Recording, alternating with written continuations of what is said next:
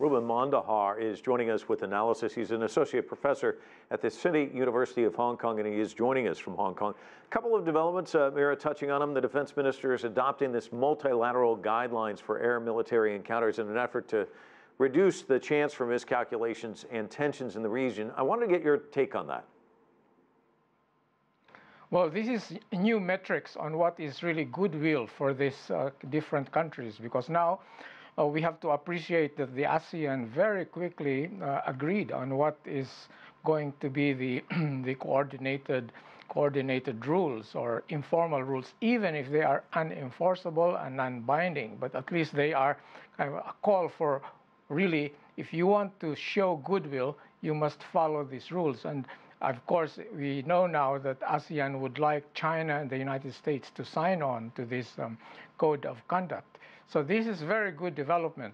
The other good development is that ASEAN would like to do military exercises with Europe, US, China. So the more other countries are involved, the less the tensions will come about, because China wants that other countries are not involved, and then the US wants to court, to woo the ASEAN countries, to win them away from a single country influence, which is that of China. So the more countries are involved, the better it is to diffuse possible tensions. I think that is how we can look at this. Yeah, and I think that kind of gets back to what Mira Liu was saying, that this is a balancing act for ASEAN nations. You've got the United States, a powerful country, and China, and it's kind of a tightrope. How do you walk that? Is this one way of doing that?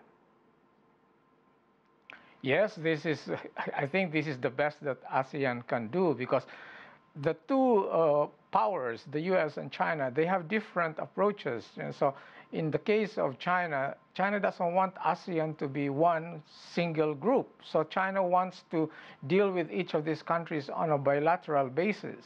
So on the other hand, the US wants ASEAN to be one single group for the simple reason that the more united they are, the more leverage they have in negotiating with China, because China is the big brother inside. Is the giant, is the elephant in the room.